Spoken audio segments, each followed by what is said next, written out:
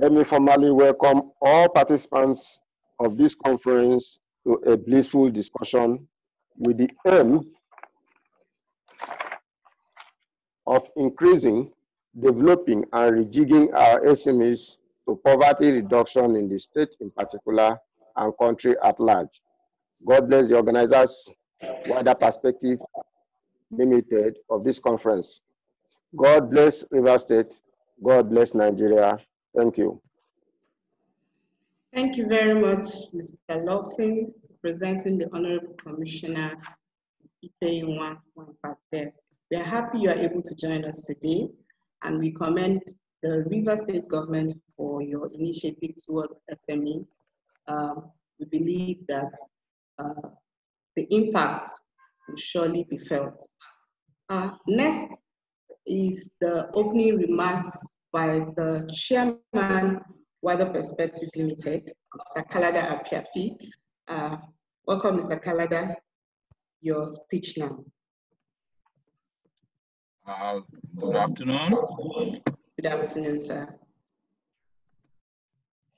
Yeah, so the Honorable Commissioner of Commerce and Industry, represented by my good friend, Mr. Lawson Okuru, my colleague, the MD of Wider Perspectives, Mrs. Hansen, our directors, our keynote speaker, another good friend, James Elekwachi, Economic Development Program Manager of PIN Foundation, our panelists, Berene, Awele, and Atat, our partners, representatives of the government regulatory agencies, captains of industry, CEOs, and business associations or groups, ladies and gentlemen. I think in this COVID era, we should start calling people generals of industries, not captains. They've been captains for a long time. Does it mean that they don't get promoted? Since I was a little kid, they've been calling people captains of industries. So I think by now, some of them should have been promoted. So you're welcome to this virtual conference. That's the era in which we are. In fact, I'm attending another event and they're looking for me, but I told them that I'm at another conference. So you can actually attend 2 conferences at the same time. Well, we all know the theme, building tech-enabled SMEs. And that's why we are here today. To see how we can take advantage of technology in this time of uncertainty. It's as if we saw the future, because even before COVID, we had come up with this theme to build tech-enabled businesses, not just in Rivers State, but as far as we can reach. So I want to commend my colleagues for that foresight of seeing the future. I also want to commend our partners for their continued support. We started this journey in 2013. First of all, we wanted to have post-harvest loss conferences because we noticed that the post-harvest losses in Africa are actually in the billions. So we start to wonder why there's poverty when we're wasting billions. However, we transformed to Business Linkages Forum to reach a wider audience while also trying to work on their post-harvest losses. Okay. So the current situation in the world has made it necessary for us to hold this forum virtually. And whatever it is, we need technology to still deliver value to our customers using technology. And that's the only way you can scale up. And even though we're having a pandemic, you still have to deliver higher value to your customers, if not the same value. It's not an excuse to deliver less value, and there are still opportunities to remain afloat. I guess those are some of the things we're going to discuss today. How can we connect SMEs to large buyers of goods and services? How can we maximize the business opportunities around us? How can we access finance? That's one of the reasons why we have BOI around. How can we link various markets? And the permanent secretary representing the commissioner mentioned creating jobs and wealth. Because we know any economy that doesn't create jobs will have a lot of evildoers around the place, because they say the idle mind is the devil's workshop. There are also export opportunities. And one of the things we intend to achieve with these fora are how to create a business enabling environment, a better business environment, and also to network during such sessions, because some people make very useful business contacts here that go on forever. I have a friend who manufactures honey, and somewhere along the line, she has actually been at Barbados Fora. So Tonya, I don't know if she's at this one. So she makes honey, and then this year she started marketing tea, Zobo tea, made from indigenous raw materials. And I now asked her, "Are you now making tea?" She said, "No." She's actually partnering with someone. And you know, tea and honey go together. So that's just an example. So Toya, has, like I said, has been along with us on this journey, and she's doing very well. At least I'm buying bigger size of honey. The honey is getting sweeter. I hope you're not putting sugar now. So we like to work with businesses that are willing to scale up and attain business excellence, because we also feel that it's your choice. I mean, you can decide to remain as an SME. You can decide to also scale up. Interestingly enough, all the big businesses in the world started small. So there are a lot of opportunities. I'm happy that the Rivers State government is on board, because again, there's really need to develop SMEs globally, and you know, there's actually an annual SME day. So I want to thank the speakers and panelists for taking out their time to be with us today.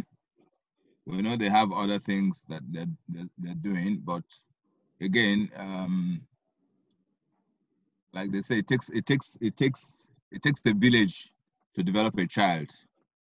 So it takes the whole country to develop SMEs. It's not only SMEs that will develop themselves. So we want to thank you for your time, especially the keynote speaker. Here he has a clash of meetings. So I will quickly round off my speech so that he can have his own and then join his other meeting. On the final note, please let's all observe the protocols around COVID. We're told it's going to be around for a long time, but I'm an optimist. I'm sure it will soon leave. We'll discover a vaccine and chase it away. So please, meanwhile, keep staying safe, and thank you for your time today.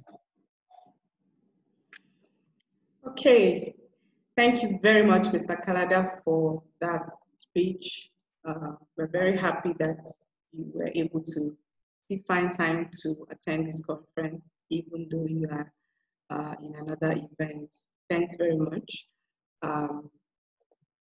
Weather Perspectives has been in this business of SME development for decades now, and promoting SMEs in the course of hosting these conferences. Up next, Mrs. Hansen, the MD of Weather Perspectives Limited, will be discussing with us the highlights of journey so far doing these conferences. All right, so Mrs. Hansen, over to you. Thank you very much, my amiable colleague, Onyekachi. Thank you for ensuring that this conference became became alive, really. We're happy that we're all here today, and this is the 5th Port Harcourt Business Linkages Forum. As Mr. Kalada has said, it began as post-harvest loss forum, and today we have the Business Linkages Forum. So the Honorable Commissioner, Ministry of Commerce and Industry, Honorable Mrs. Ifeanyiwa Nwakpa, represented by Mr. Lawson Ekuru, Chairman, Wider Perspectives Limited, Kalada Piafi, directors, the keynote speaker, Mr. James Elekwachi, that has been in this business of building MSMEs right from the first time I met him on the World Bank project.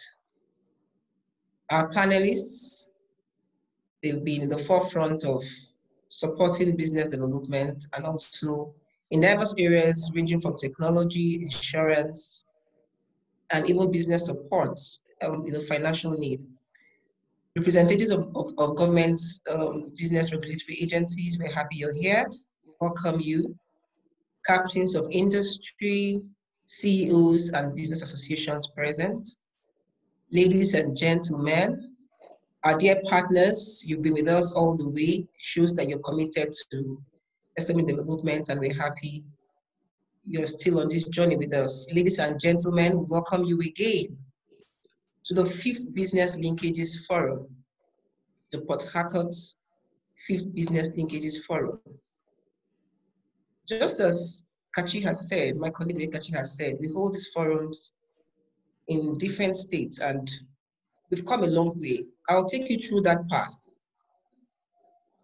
But before I do, it's good to just emphasize the importance of MSMEs and how even the General Assembly, the UN General Assembly, has also seen how important MSMEs are.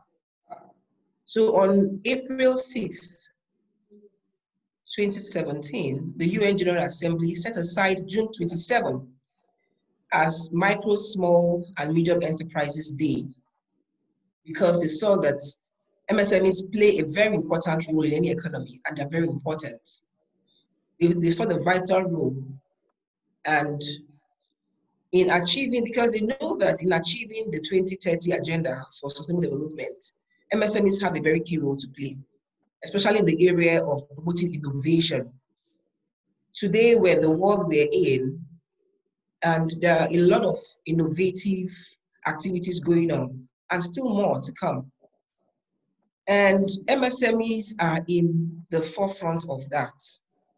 So to achieve promotion of innovation, even the UN General Assembly saw it as very important to support MSMEs, and they set aside that day.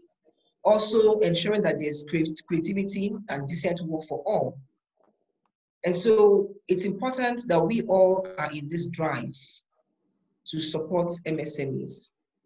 We're happy also that the financial institution is here because finance is an aspect where every MSME, where there's support, there's need for that support. Our objectives of this forum from inception has been connecting MSMEs to large buyers of goods and services, maximizing business opportunities, ensuring access to finance. So it's a holistic approach because it's not just about access to finance, but it's also very important to build capacity. So you're connecting large buyers, small buyers to large buyers. You're connecting producers of different raw materials, different products. You're connecting them to large buyers. And then you're also linking them to markets. Somebody said, I had issues with my farm last year because I didn't have the market for it, and I was surprised. She's into poultry farming, and she said she had big issues disposing her produce, her chicken. And I was shocked because I took a decision to start taking organic poultry, chicken. And I had a farm where I used to buy from. Unfortunately, I needed some more and they were out of stock. And I said to the lady, no, this is not good because there has to be continuous supply. So I had to take a break from chicken Then I even had to buy the frozen chicken. And then she calls me like from some few days back and says, oh, I have full grown chicken. And I was actually dancing. But here was somebody else saying I didn't have market for my produce. And I was surprised. And I said, how did you market your good? There are various avenues now to let those products out. How are you doing it? We have WhatsApp today. You have, if you cannot go on to full e-commerce, you can start with WhatsApp. And then these forums allow you to link with large buyers, even if it's virtual. There will be an open forum where people will connect, will discuss. You can also connect with large buyers, even if it's a virtual forum. So our forums give you the opportunity to connect with large buyers, because we know that access to markets is a very important aspect of any business. You might have goods, you might have produce, and they don't have the access to market. That's the challenge. So it's a holistic approach that we've adopted right from inception. And we have done this in partnership with various ministries in the various states that will hold these forums. For River States, we're in partnership with the Ministry of Commerce and Industry, and also our other partners like Buff & Co, Buff Insurance and Company. And they have made this forum this year a huge reality. So we hold these forums annually, not just in River State, but also in Abia, in Akwa Ibom, and in Bayelsa State. The 5th Abia State SME Forum held on June 25 this year. It was a huge success. The communique is out, and we're following up with the Commissioner for SME Development, Abia State, to implement that communique. We had a very robust discussion around technology and how tech impacts on businesses. And I tell you, there's a huge potential, because for Abia State, there's a lot of production, even as we have in other states too. And they need to leverage technology to enhance, to boost their production. The forums have been very, very impactful, as feedback from participating stakeholders have shown that over the years, Wider Perspectives Limited vision of being seen and being at the forefront of economic development has continually driven our efforts in pioneering projects geared towards growth of SMEs in Nigeria. Some of the projects we have handled include model business plans for SMEs, sponsored by the UN Micro, Small and Medium Enterprise Nigeria project. We've also had various World Bank projects that we've implemented, all in a bid to support SMEs. We're Bank of Industry's business development service provider, and even an EDI to the CBN, all because we want to support businesses, we want to support SMEs. And we're happy that some SMEs have actually benefited from our forum, and also from the engagement we've had. We have an MSME platform where MSMEs engage, they interact post-forum. So there's still a lot that happens post-forum. Some of our SMEs, the CEO of JADES was able to access the CBN COVID fund. Even another access to finance too was made possible as a result of the engagements we've had. Felicia Livingstone, Michael Rookie, we've seen businesses grow, and we're very happy that these businesses are able to leverage on the opportunities that our forums provide and the engagements post-forum, because it's very important. The engagement does not just end here. There is the post-forum activity, and it's important that you connect, and then post-forum, you also keep the connection on. We have an MSME community where we would want to keep engaging with you. So Oyekachi will guide on that as the forum progresses. You know, the COVID-19 has come with a lot of negative and even positive impacts, because some sectors still thrive even in these times. And what you can do is to partner. You can actually partner. If your business is so impacted, negatively impacted, you can partner with businesses in other sectors, like the logistics. People are traveling in that space. Health, people are traveling in that space, because you must keep promoting your health. And then even for producers of tea, like the example Mr. Canada gave, somebody producing honey had partnered with somebody making tea, and they go together. So there are various avenues for partnerships. So you should leverage on those opportunities. And then also the forum, this particular year, we are talking about technology, how to leverage technology. During the panel discussion, we will have a lot of insights from our panelists. And please let your questions keep coming. There's a quote by Alvin Toffler. He says, the great glowing engine of change is technology. And as we know, change is the only permanent thing. Change is the only constant thing. To keep changing, that's just the truth. And we cannot be left out. It's important that we leverage technology to grow our businesses because it will keep bringing about change. It will keep changing the sand of play. So leverage, leverage, leverage, very, very important. And our panelists today will have a huge discussion, a robust discussion on that. So I wish you a wonderful time at the 5th Business Linkages Forum Port Harcourt. See you at the top and keep shining. Ensure that you grow your businesses and make very good use of the opportunities that this forum brings. Post-forum activities are very, very important. Do not end the engagement now. Keep the engagement even post-forum. All right, so I'll say thank you at this time, Kachi, for the time. Let's get this going and get to the meat of the forum today. Thank you very much, Kachi. Thank you very much, Mrs. Hansen. Very wonderful information given to us. One thing we can only say is kindly leverage, leverage, leverage, leverage. All right, without wasting any more time, we're going into the keynote address.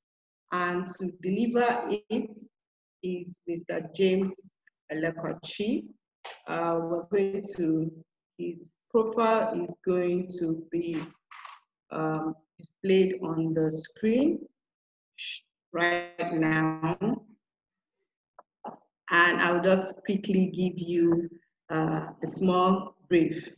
Mr. James is already up. I'll just quickly share some information about his profile. Mr. James has over 20 years professional experience in international development, market systems development, and project management.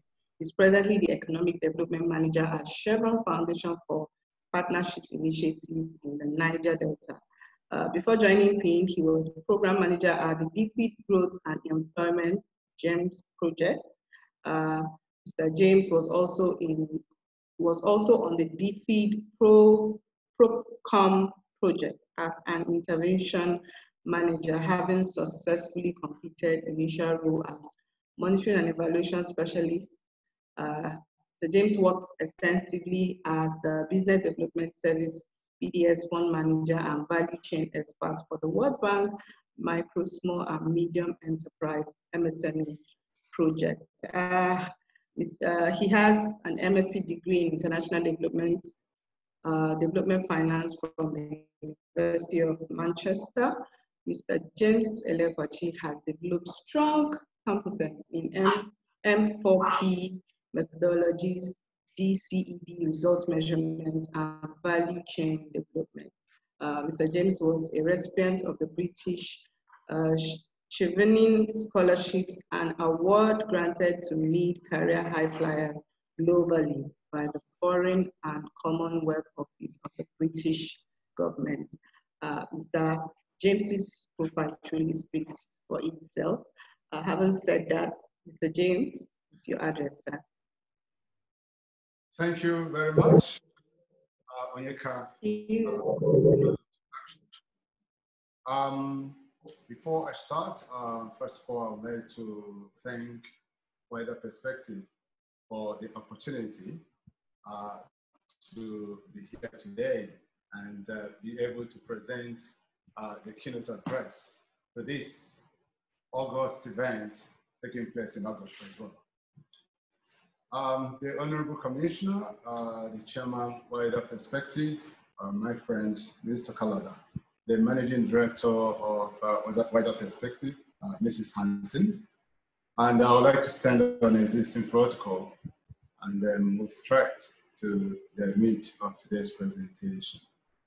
I'd like to, first of all, talk about the PIN Foundation, so get to know about us and how we approach this work, especially in partnership with wider perspective over the years.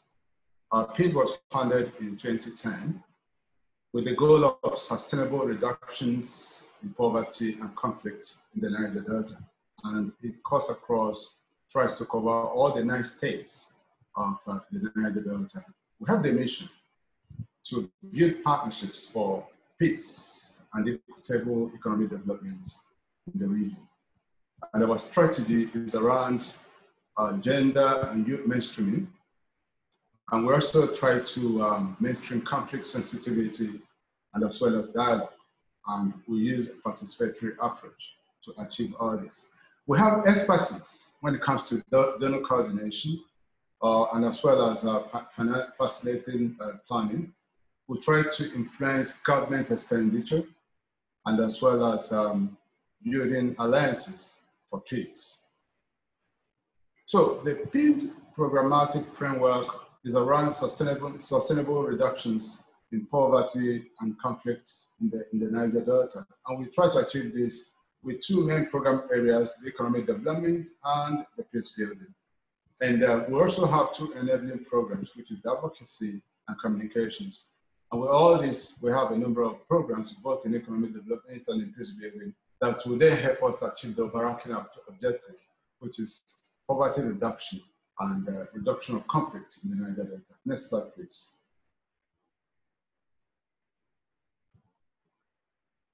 Okay, we'll go back to the myth of today's discussion. As everyone said during our conversation, and also alluded by Kalada and Onyeka, that the SMEs are the engine of growth in any economy. They contribute significantly to the GDP of any country. And so they are very important for growth and development of any region or any nation. And essentially,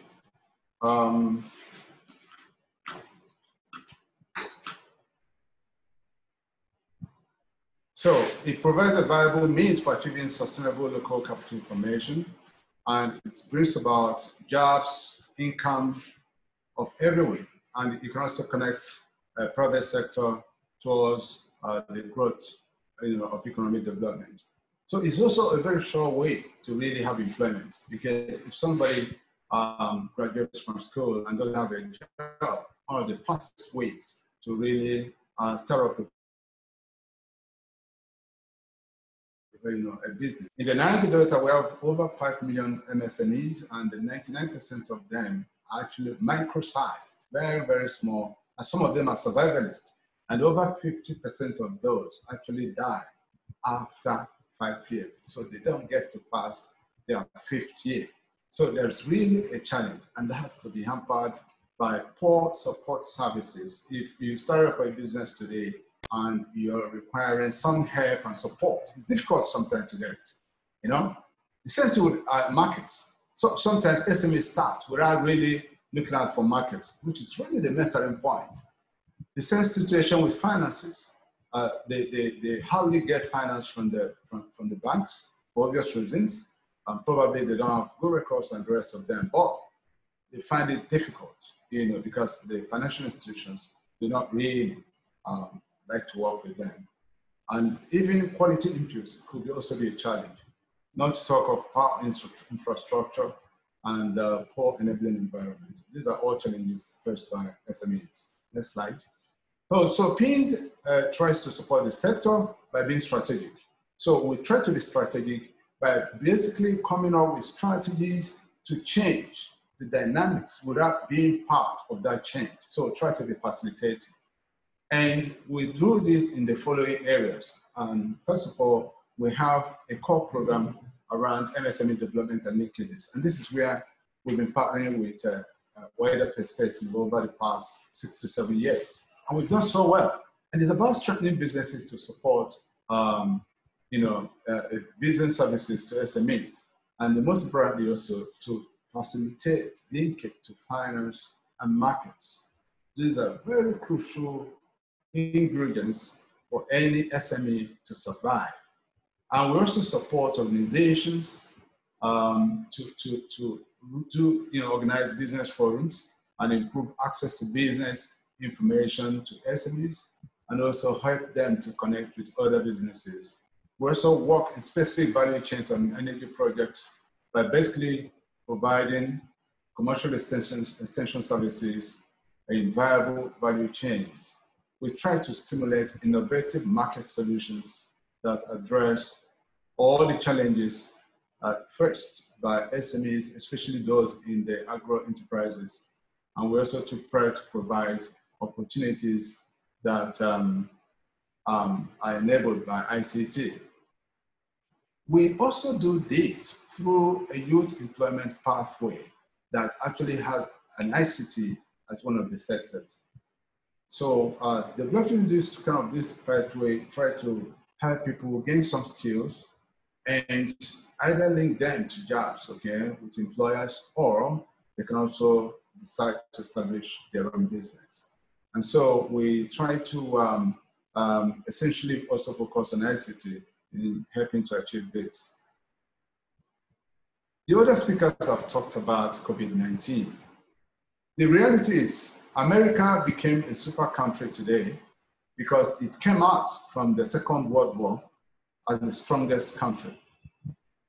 Before the Second World War, probably wasn't one of the strongest economies, but it was able to reinvent itself and became a strong economy to date. So there will be a new normal. We're never ever going to get back to pre-February 2020. It will never happen again. So the earlier we start facing that reality, the better it is for us. Organizations, institutions, individuals that are going to emerge strong post-COVID are the ones that are able to adapt and innovate. And this is really the time. And ICT technology is actually the only way out. I mean, it was so evident during the lockdown. We were all locked down and we all had to depend on technologies. And we all know that from my experience, within the first 1 month, it was like a big shock. But by the second month, people started reinventing the wheel, started innovating, working around COVID. Today, we're seeing massive revolution in technology. The ecosystem is changing. And we're seeing technology-enabled systems and strategies and models. So many models out there, and businesses are coming to adopt all this. So we're really going to see massive opportunity, just like everyone said. In any situation where you have challenges, there's always an opportunity. Next slide, please.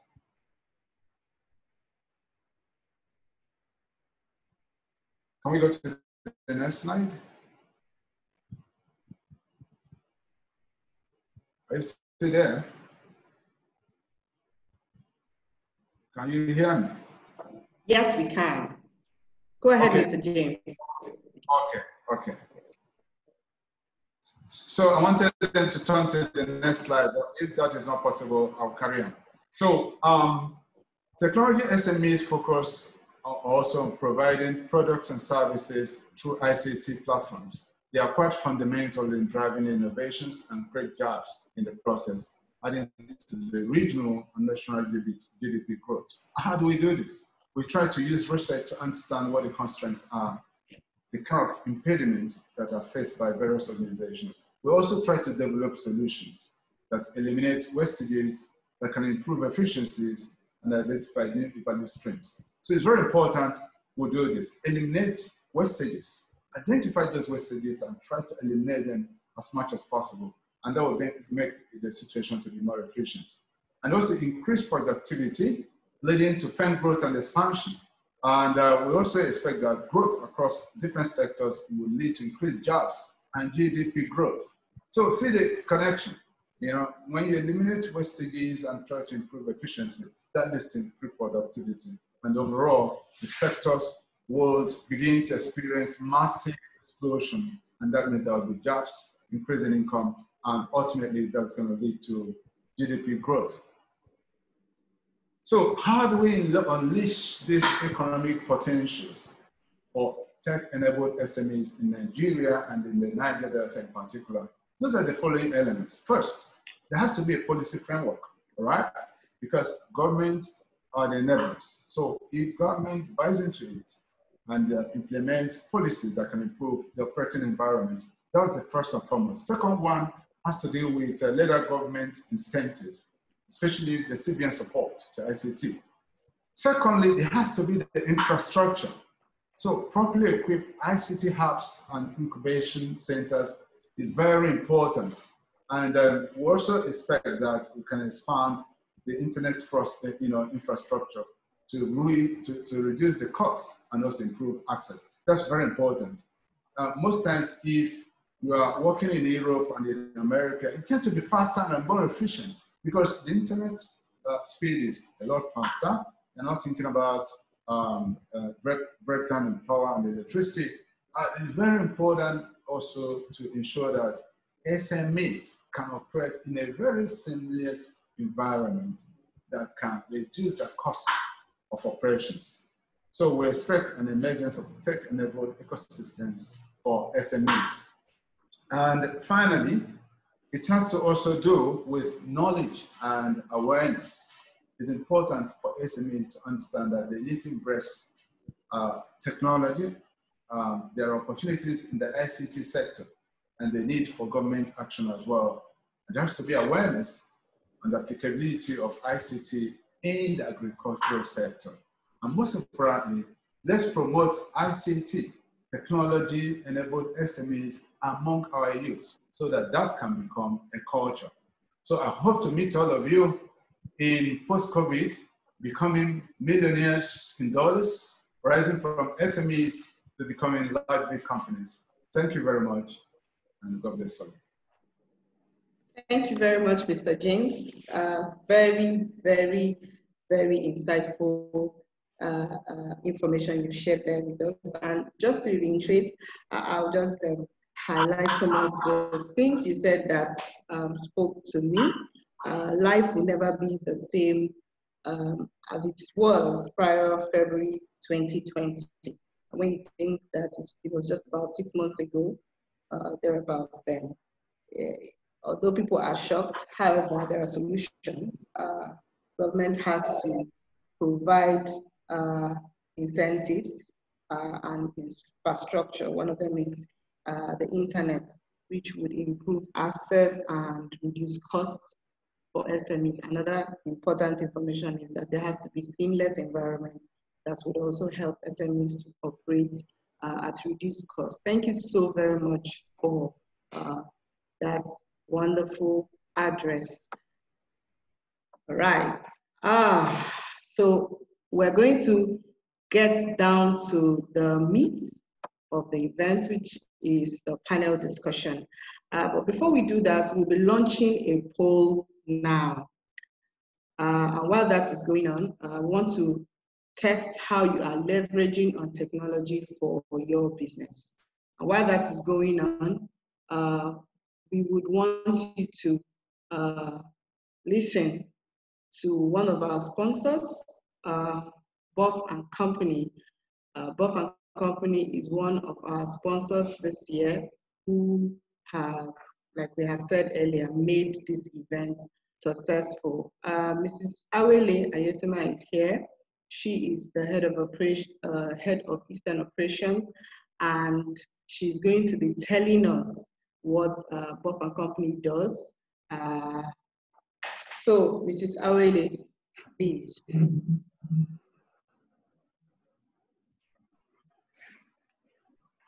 Okay, can you hear me? Yes, we can. Okay, thank you very much, Kachi. And thank you, Wider Perspectives, for organizing this event. I stand on all existing protocol. Like she has mentioned, my name is Mrs. Awele Ayetuma, Head of Eastern Operations at Buff & Company Insurance Brokers Limited. Buff & Company Insurance Brokers Limited is an indigenous insurance broking firm providing specialized and professionalized insurance services to all our clients all over the country for over 3 decades. Company was founded by Chief Babajide Olatunde Agbeja, a renowned chartered insurance practitioner with over 4 decades of experience. Our team is made up of qualified men and women with vast knowledge in various fields. We have 4 strategically located offices: Ibadan, the head office, Lagos, Abuja, and Port Harcourt offices. We transact both life and non-life insurance businesses, and that includes personal, assets, and liability. We're very known in the industry for special risk. As brokers, we survey the market, negotiate best terms and conditions, that is pricing and coverage of your risk, your business risk. We ensure you pay the lowest possible premium and get the widest possible coverage to protect your assets. In the event of a claim, we process from start to finish, and we do all this at no extra charge to you. We are the insured's advocates, always representing your best interest at all times. We also offer consultancy services and training on various insurance policies. At regular intervals, we update you with industry news, let you know what is going on in the insurance industry. Our vision is to be ahead of the rest in providing innovative global risk solutions. Mission statement is insurance broking at its best, stakeholder satisfaction. Please, for more information, please visit our website, www.buffbrokers.com, or you can follow us on Facebook, Buff & Company Insurance Brokers Limited, Twitter at Buff Brokers, or LinkedIn, Buff & Company Insurance Brokers Limited. You could also call us on 080-3360-2916 or 0708-922-6598. I'll take that again, 080-3360-2916 or 0708-922-6598. Thank you very much. Thank you very much, Awele. Buff & Company's details and information is currently displayed on the screen. You want to reach them, those numbers have been called out, kindly call them. Top of my head, Buff is one company that guarantees your claim. Should you have any need to make claims on your coverage, you're sure that Buff will deliver. All right. Thank you also for giving us your feedback on the poll. I'm sure that we can go ahead right now. The results are also being displayed on the screen. As we can see, it's right out there, lots of businesses. We have 100% businesses are here, represented here, are being driven by technology. We're also seeing here that quite a lot of people depend on marketing to drive, depend on technology to market their business. We are also seeing that, yeah, a lot of people have issues or challenges using technology.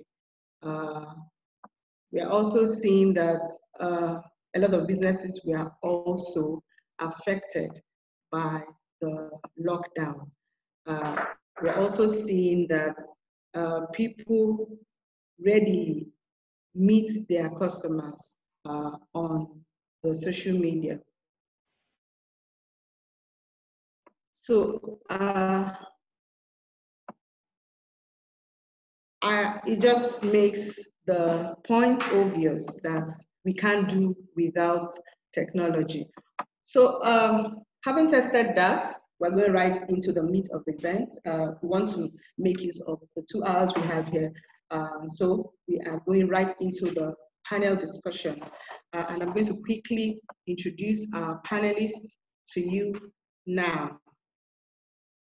All right, first on the list is Mr. Ibifuro Asawo. He is a special advisor on ICT to the Rivers State government. Mr. Asawo is also the CEO of Safe Forest Limited, the organization he co-founded with 3 of his friends in the university days at the Rivers State University of Science and Technology. In the 14 years of its existence, he has steered the ship of this organization towards the path of greatness, making it the foremost information and communication technology for development in education, ICT for 4DE company in Nigeria. He is also devoted to making the company to be globally competitive in the innovation and deployment of ICT solutions that will change the education sector for the better in Nigeria and the rest of Africa. Mr. Asawo is happily married to a lovely wife and his 3 sons. Next on is Mrs. Awele. We had just listened to Awele right now, and I'll just read out her profile. Awele is a graduate of the University of Benin, Edo State. She has joined Buff and Company in 2004 as a senior superintendent and rose to become the head of the Eastern Area Operations in 2007. She oversees all claims marketing and underwriting for the region. An associate of the Chartered Insurance Institute of Nigeria,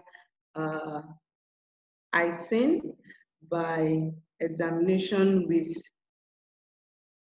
nearly 2 decades of work experience and in the brokerage sector. She has attended many professional courses, workshops, seminars, and conferences in insurance management, oil and gas, leadership,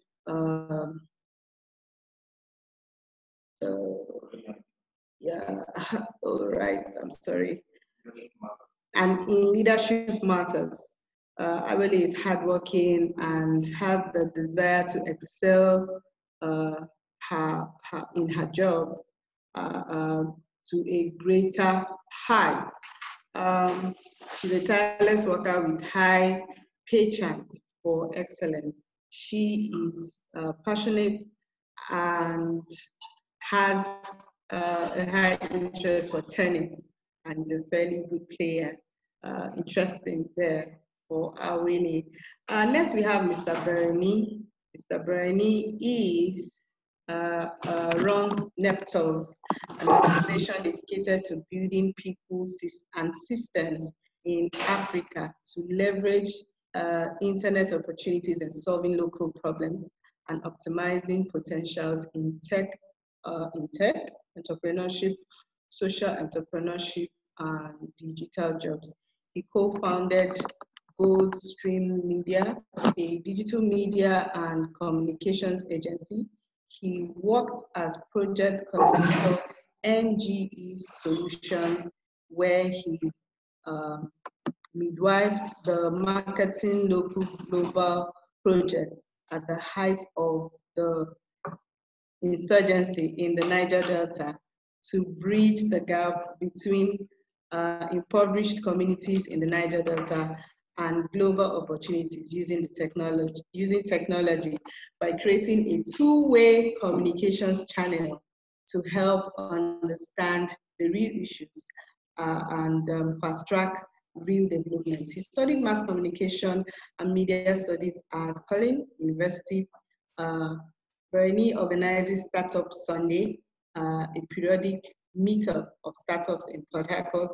He is the convener of Startup Port Harcourt Week, an annual event aimed at boosting the growth of SMEs, of Port Harcourt startup ecosystem. Next, there we have Mr. Attat. Mr. Charles Attat is a media personality and a global citizen who has sojourned over 13 countries. He currently serves various digital brands such as Facebook, TC Hub, Santos, and as a representative of different projects and a GMB trusted verifier. He has trained over 2,372 persons in digital skill literacy across Nigeria and handled 2 personal pet humanitarian projects that are currently running in Nigeria, Cote d'Ivoire, and Togo. He currently anchors a youth program with the Nigerian Television Authority, NTA, for Harcourt Network Center, and manages various company online portfolios such as Wave 91.7 FM, Ingress QR, and many others. So there, ladies and gentlemen, are our very vast, very resourceful panel, and we will just go right on into the discussion. Welcome, ladies and gentlemen. So we'll just start off, and I want to start with Mr. Bernie. So how does technology impact SMEs and business growth? Mr. Bernie, please.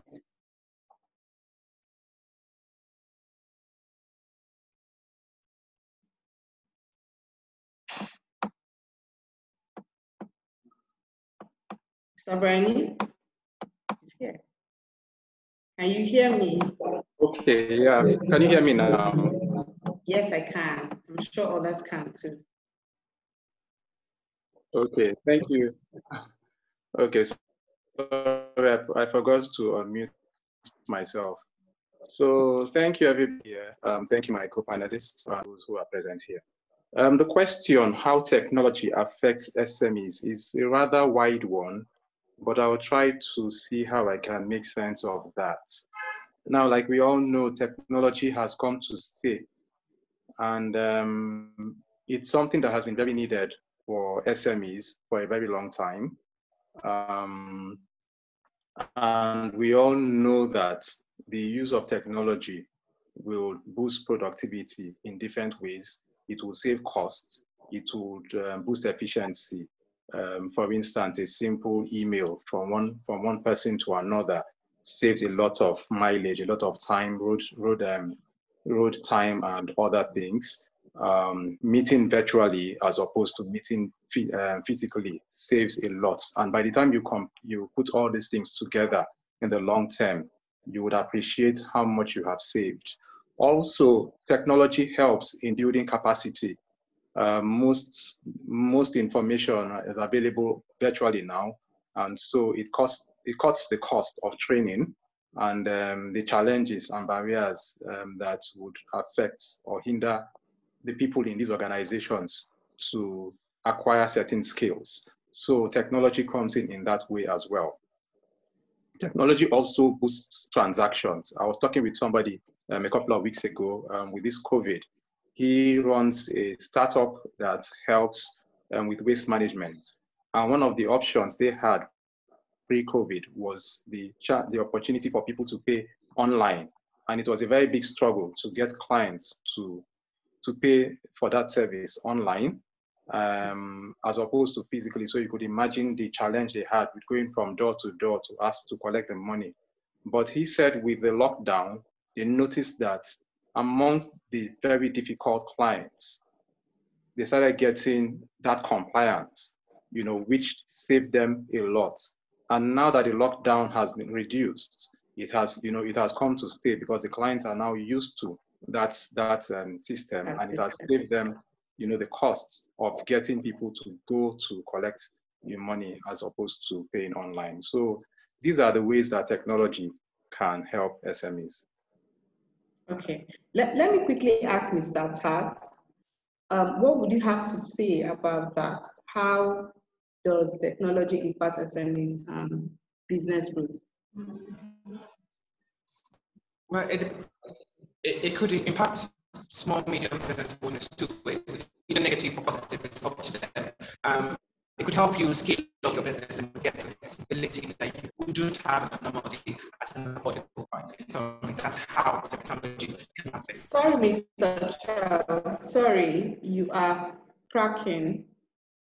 Maybe you should do without your earpiece so that we can hear you. Can you hear me better now? Yes, it is better. Okay. Can you hear me better now? Yes. So I think it's your earpiece. I said it. Okay. I think it's your earplug. Okay, so can you speak now? Well, it is better. Yeah. Am I clear now? Yes. Go ahead, please. Okay. In summary, I said that technology can affect SMEs in two ways. It's up to them, either negative or positive. Now, it can help you scale up your business and reach customers that you would normally not be able to reach with lesser funding. So more flexibility at a lesser cost. Technology can do for SMEs. Okay. So you're saying you have wider reach, and then you have more flexibility, and then you have less cost. Okay. So let me quickly ask Mr. Ibifuro Asau, what skill set is required to enable businesses scale up, especially in this technological-driven marketplace? What are the set skills that are required if SMEs are going to go to the market? Asau, please. You would have to unmute. You need to unmute, sir. Thank you, Onyekachi. Good afternoon, everyone. Thank you, sir. Good afternoon. Basic skill sets. Basic ICT literacy. It's what we need. Most times people tend to, for SMEs, you don't want to, they just need to have a digital lifestyle. That's all that is required. So knowing how to use your phone effectively, knowing how to use a spreadsheet like Excel can help you, in doing your bookkeeping. Using a word processor can help you, like Word for your proposals, because definitely you'll be speaking to people. Having an email account, will help you reach out to people, via email. And then if you want to take a step further, like Atat, talked about, visibility, you want to use the social media one way or the other, then that could also be of help. You get out there, you've got a Facebook account or Instagram account, which of course most of us use now, for marketing. So you got some of those accounts, where you don't have it, maybe one of those working for you would have to manage those accounts. Most times when we look at SMEs, if you look at the age bracket set of people that already are out in the terms of, we think, well, we can't go and learn all of these things over and over again, but you could have people, young people that, can use a phone, okay, to reach out to your customers via SMS. There are a number of people, it's only voice call that they do with their phones. And no matter how smart it is, let's make a bit of, a good use of, the smartness of our phones. If it is a WhatsApp that you're using, or if you're using Telegram, you could use all of these things. Not necessarily maybe having the business extensively, to ensure that you propagate the cause of your business. So most times, if I have an opportunity to speak like this to people, whether they are young or old, I tell them just have a digital lifestyle. If you want to have a website, that's fine. But I don't expect, a woman, that is in the market to have a website for, her wares. Okay, what perhaps she needs is to ensure that she has the phone number of all our contacts so that she can send them SMS if, she's got things that she wants to relate to them. Maybe she deals with fresh fish, and then the fresh reach out to them to say fresh fish is there. All she needs is an SMS, and then bingo, all our customers will know that there is something new for them. So let's look at these people having a basic digital lifestyle. Thank you. Okay, thank you very much, Mr. Sao. So I'll just quickly reiterate. You said it's as simple as having a digital lifestyle.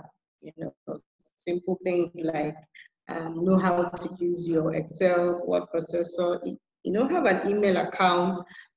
You can improve your visibility by going to the social media, just like we have Instagram, WhatsApp, and all of that. And then I like that one. Put your smartphone to a good use. Thank you very much for that. So I just want to quickly follow up, as you were speaking.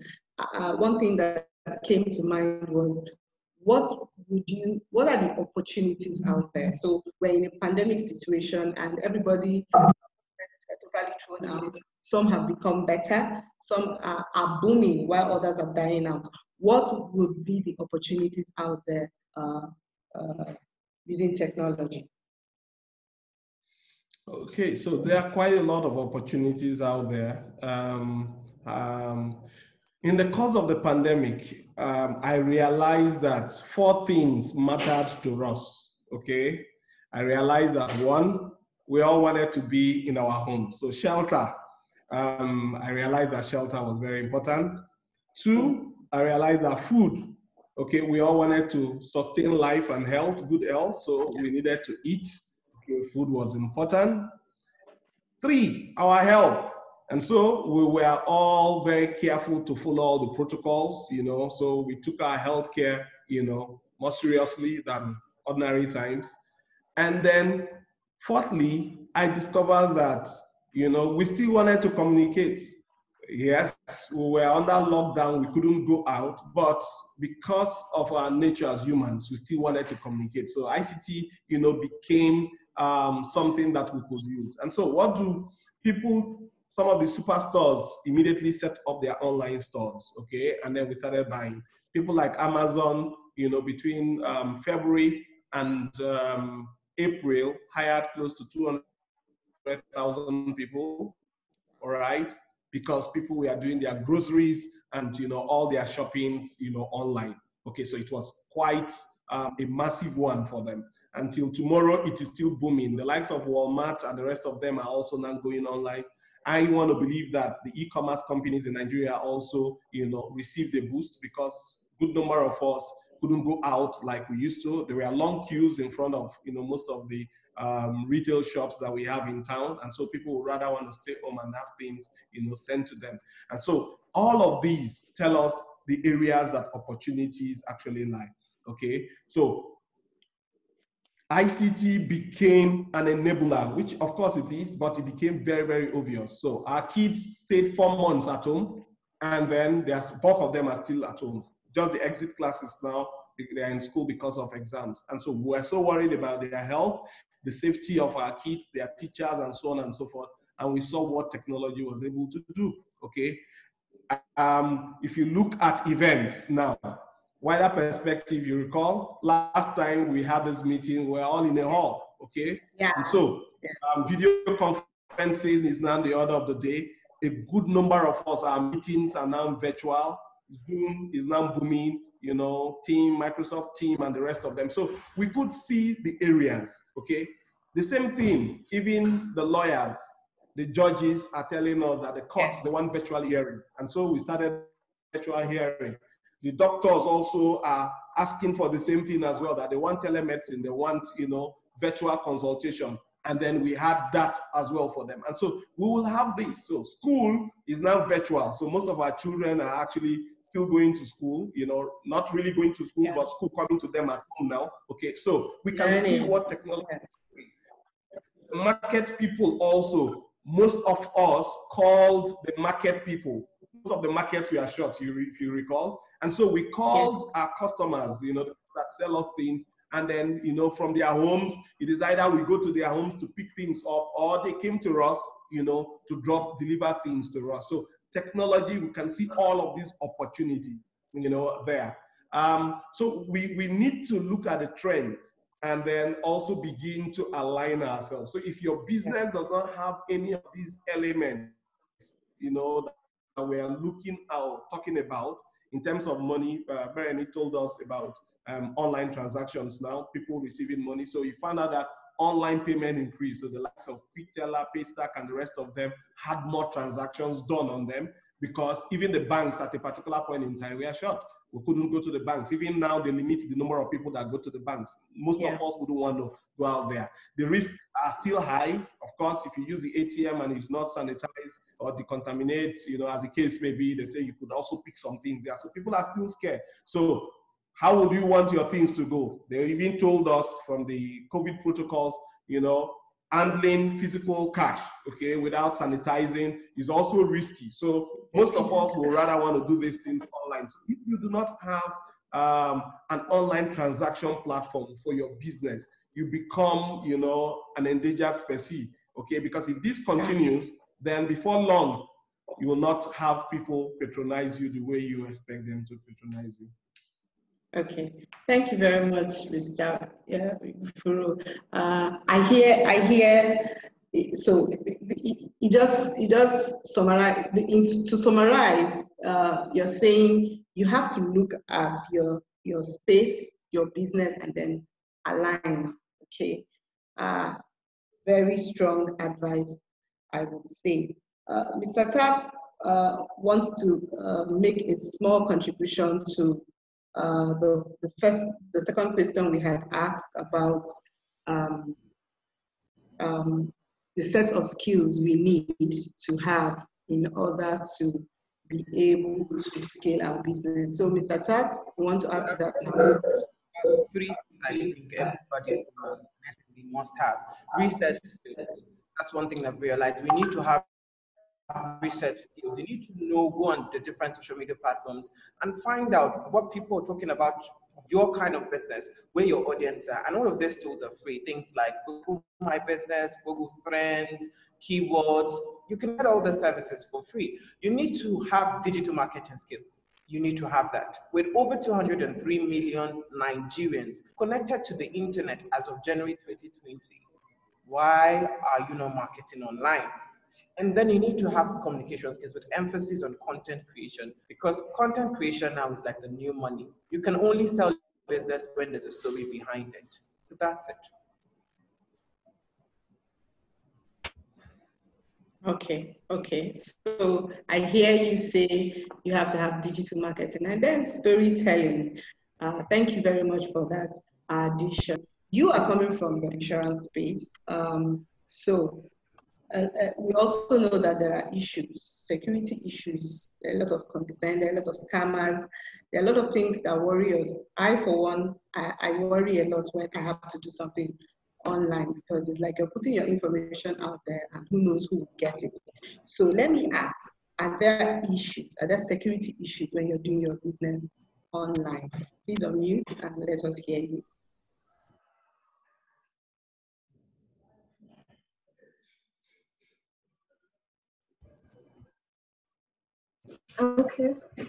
Okay, can you hear me now?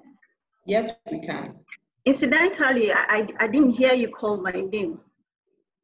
Oh. Well, I'm just assuming that I didn't actually hear my name, But okay, so let me call your name. Awele, please. Can you speak to us now? Sure. And then to answer your question, definitely yes. There are security issues whenever technology is in use.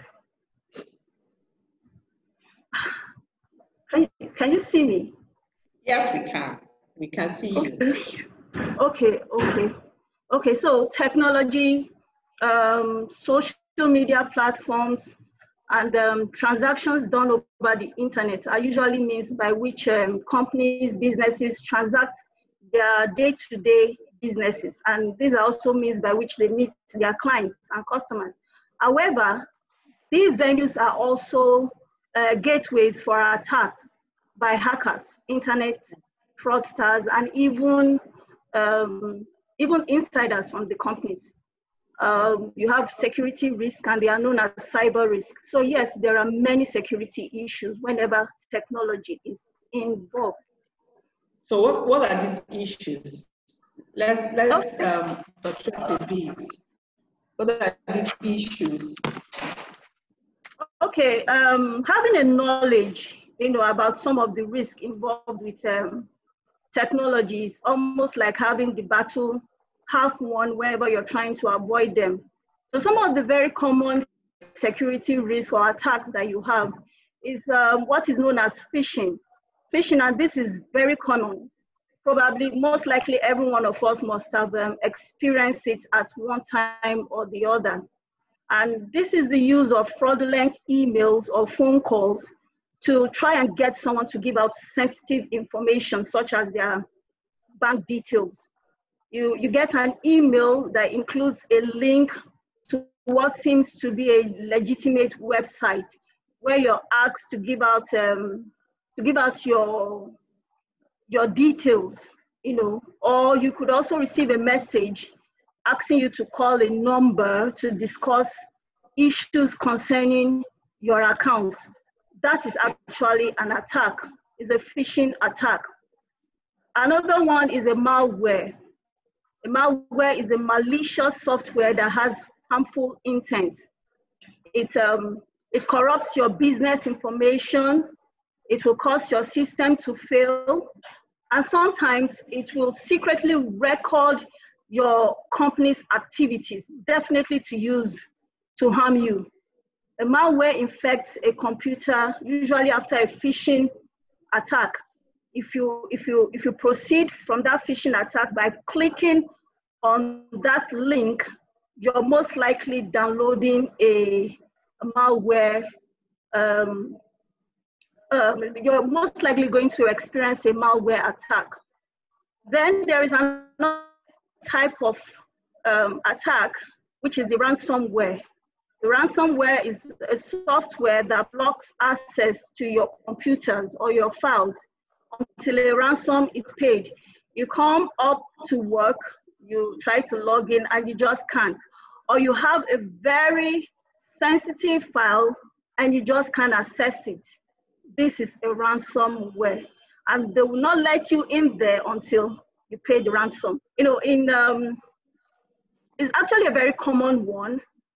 And in 2017, there was actually a massive ransom attack where over 100,000 companies in at least 150 countries were affected, costing billions of dollars. They will just hold your file until you pay that.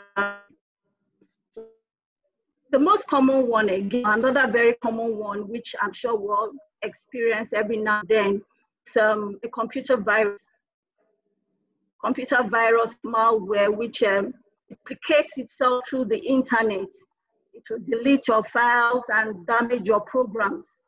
Usually this attack can be prevented when you install a very good antivirus. Then, of course, there are this regular online. Can you hear me? Yes, Hello? we can.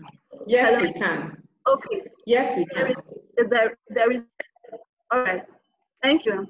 Then you have the regular online pop-ups.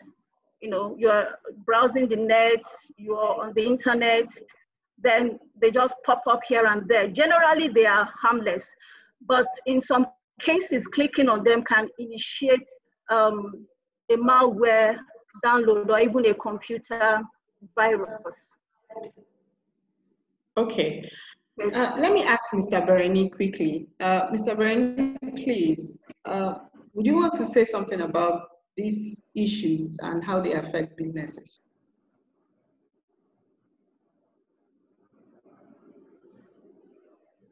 Mr. Bereni, are you there? Okay, let me move over to Mr. Sao. You want to add to this? Yeah. Wow. Okay, Mr. Bernie is here. Okay, sorry, I was multitasking. My apologies.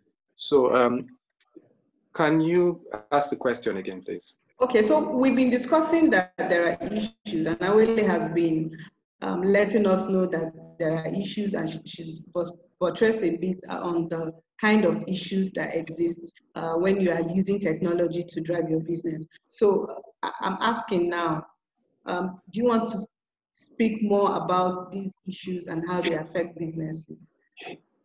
Oh yes. So Awele has actually explained a lot, which to a lot of businesses should be eye-openers. They are a bit complex. So when you're talking about malware and things like that, these are real issues. And these are things that we should pay attention to. I won't add more to what she has said because she's almost excellently articulated those. But I would talk about the things that can easily be avoided, which has to do with being aware of things you should guard. For instance, your password. Most SMEs owners are still not, don't still understand the importance of a password, that is actually like the key to your vault. And so they leave them carelessly and share them around carelessly. And that could also constitute to a breach in security, which could have been avoided. Another one is the kind of password you create shouldn't be predictable. Some people just use their name and surname or their birth month, the combination of their birth dates and everything. These are things that are easy to be predicted, so that's another one.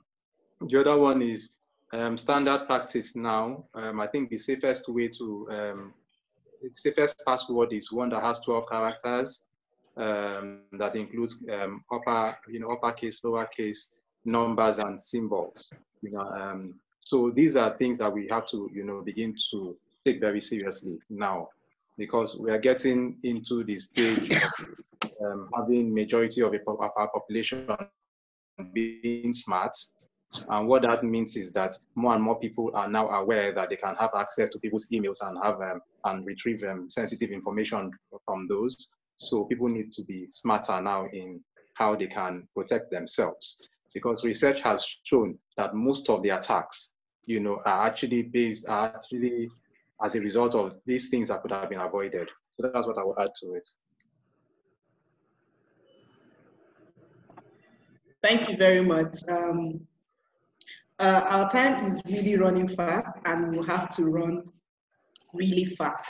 So let's conclude on this, Awele. What can be done? How do we, from an insurance perspective, how do we remedy the situation? Okay, cyber attacks actually affect organizations, both large and small. And whenever they occur, they lead to most times they lead to huge financial losses. So one way to mitigate such losses from such attacks is by transferring the risk to an insurance company. And this is done when you take up a cyber insurance policy, also known as a cyber liability insurance policy. A cyber insurance is a special risk insurance policy which is designed to protect businesses and even individuals providing services from internet-based risk, and generally risk relating to information technology. So any business that stores sensitive data in the cloud, that is where data right now is being stored, or an electronic device should have a cyber liability insurance. This also covers your business's liability for a data breach, involving sensitive customer information. usually when an attack occurs, you're not just the only one that suffers financial loss. You would suffer financial loss and also reputation damage. Your reputation will be damaged. Your customers also suffer financial losses due to the release of their confidential information. So definitely this will lead to several litigations against you. So a cyber liability policy is designed to help you recover some of these financial losses. So you're able to recover costs from carrying out a forensic investigation to determine what's occurred, how to repair the damage, and how to prevent the same type of breach from occurring in the future. So you also have monetary losses from the monetary losses experienced from network downtime and business interruption. During this time, you're not working. There is business interruption, there's data loss recovery. You need to spend money to recover your lost data.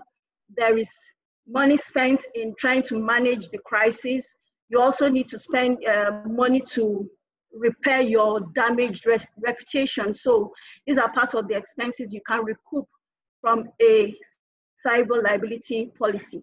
Also, the law mandates you to inform all your customers that there has been a breach, and their sensitive information is out there in the public domain. So you need to send them notifications letting them know. The cost of that is also covered by a cyber liability insurance. That's why it's actually a liability policy, because you will have litigations. Then it covers legal expenses, just like I've said, associated with the release of this information and intellectual property, legal settlements, and regulatory fines you have to pay. And then in the case of a ransomware, where you have a cyber extortion, a cyber liability policy can also cover you for that. This particular policy is a special risk policy, and this is one of the insurance policies that Buff & Company Insurance Brokers Limited is well known for. We handle such complex, insurance policies. It's our job to protect you from such attacks, or to design policies that would protect your businesses from such attacks. Thank you. Thank you. Still on. Hello, Thank Kachi. you very much. Yes, we can hear you. Thank you very much for that very detailed explanation. Let's take some questions from our participants. We have some questions here. So one of it says, how can entrepreneurs leverage on digital facilities for raising funds? I want to direct this question to Mr. Berini. I know that one of the things that Vodacom Startup does is that you look for investors. Okay, we've had quite elaborate discussions on that previously. So you must know how SMEs or businesses can leverage digital facilities for raising funds. Okay, thank you. That's a very interesting question, and the answers will also be interesting, and I hope revealing. I say this because with the internet now, we have access to wider options. And so prior to the internet, options were very limited. And so businesses had to go to the traditional lenders, which are actually not in their design able to optimize the potentials of these businesses. And so in today's Nigeria, we still have double-digit interest loans, which is the standard. And if we are honest to ourselves, businesses can't grow that way. So what has happened is businesses are now, through the internet, connecting to places where they can access funding, whether they are loans or investments, at better rates. And there have been so many success stories. This was actually discovered by a lot of returnees, people who have been abroad and have seen how things are done, seen opportunities, and because of the internet, they've been able to connect these opportunities to businesses at home, and we are seeing a lot of successes there. So through the internet, they can have access to VCs, they can have access to grants, they can have access to better funding, that will give better conditions. So that's one way to look at it. The other one is that there's a generational shift in the finance sector now. So fintech is a buzzword, is the order of the day. And we are beginning to see a lot of innovations there. I saw a very interesting one where you can actually make transfer of funds or receive funds. I just send in, not an email this time, but a Facebook message. And we're beginning to see these sort of things come out. We see young people, fresh out of universities, creating platforms that make it easy for you to access quick loans. Yes, I know that the banks are doing it now, but we are seeing the ones that are designed for the millennials and the sub-millennials in the ways that they are comfortable with in their own culture. And so technology is actually driving this and bringing a lot of innovations there. And these opportunities are available and they're actually wider. Okay. So we have another question here that seem almost like that. So I'll just read out what this person has written. I and my team built a web conferencing platform during the pandemic. What we make will not be enough to manage my server. Currently, we have stopped all marketing channels because the system is overwhelmed, and we continue with them. And we can't, I want to believe this is, we can't continue with the marketing systems or it would crash. And this person is seeking for funding. So I know you've just spoken to that technology is now helping people to access funding, but would there be any names you want to recommend? Okay, let me give a rather real and brutal answer to this. But before I would say that, I would say congratulations on your ability to build a platform and your ability to think about that. But the reality is that, look, we are moving past that stage. That this idea you're talking about is 20 years old. Nigeria, as we speak, has experienced an unprecedented situation where the majority of the populace has become smart. And what that means is that post-COVID, their demand would even be smarter. And you will be shocked to realize that what you have just built the reality would be that it's a thing of the past.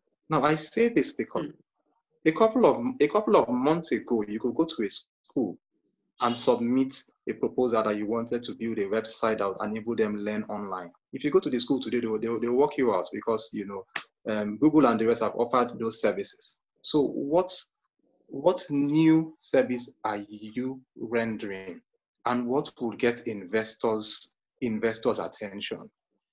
Unfortunately, you won't get funding with this idea because it's not going to give investors value. The first question they will ask is, what are you doing that is different from this Zoom that I'm using? Or the other conference sites that other businesses are beginning to add to theirs. Here that Microsoft, Google, and the rest, they are sitting up, Skype is sitting up. So what are you offering? If I would make my suggestion. Like I said, we now have a smart population. So you have to go deep. Think of AI, artificial intelligence. Think of blockchain. Think of virtual reality. Think of augmented reality. Think of data science. That should be what you should be thinking about now, because investors are thinking of the future, and that's the future. Okay, investors are thinking of the future, and that is the future. So there you have it, the person who has dropped this question to us. There you have it. Oh, unfortunately, the next question is supposed to be for Mr. Tat, and I can't see him. So let me just quickly go to Mr. Bifuru. I'm going to ask you two questions in one so that we run faster. The first is, what are the implications of automating your business? And then what are the infrastructural support that the government is providing to enable SMEs to drive their businesses with technology? So two questions in one there. One is, what are the implications of automating businesses? And the other is, what are the infrastructural support that the government is providing for SMEs to push their business? Okay, so thanks, Kashi. Implications. So the upside and things we are looking at, of course, efficiency, cost savings. You're looking at, once you begin to look at these things, visibility. Today, if you adopt technology, you'll be visible. Your business will be known worldwide. You can tell everybody. Somebody in Moscow say, hey, visit my website and see what I'm doing, or go to my social media handle and then see what we are talking about and what's trending in our organization. So it gives you that visibility that ordinarily we couldn't have gotten before now. So technology is giving us all of that. The market itself, you can reach out to people that are miles, thousands of kilometers away from you, because of all of these things that the internet has provided.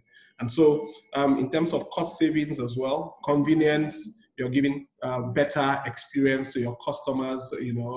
Once you begin to use that, you're looking at speed, the speed in getting things done, and so on and so forth. Today, look at what we are doing today. We're all miles apart across the globe, and this is what technology can do. Immediately after this, I've got 3 other meetings that I need to do, and the people are all scattered across the country, and some of them are outside the continent. So, but outside, the country, but technology is making all of that possible. So these are the upside. Now, in terms of infrastructure, what is the government, doing?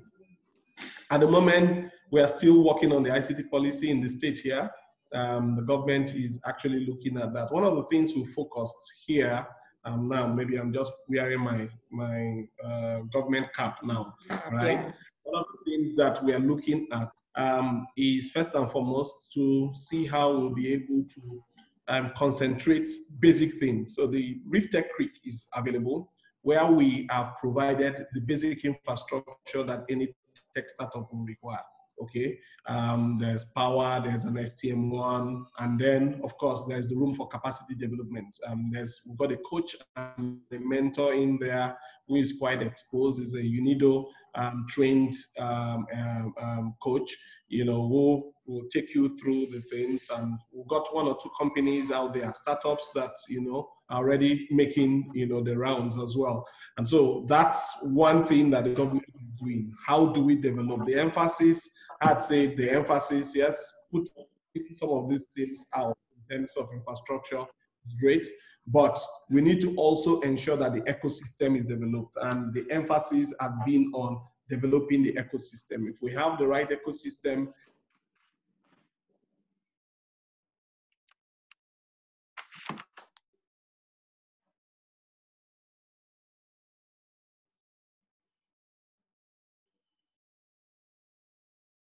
Okay, seems like we've lost Mr. Saul there.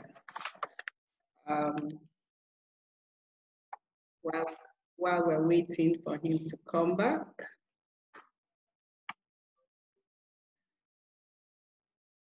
Okay, we'll just go ahead and ask you, Mr. Charles Attat, how can SMEs protect their brand on social media? All right. About to run. Yes. Okay, first thing first is set up a Gigi alert for your brand. And that's basically listening to what people are saying about your brand. I'm sure if most of us are running a business, you need to know that people are always searching, people are typing on Facebook, Twitter, Instagram, LinkedIn, Google, and all, etc.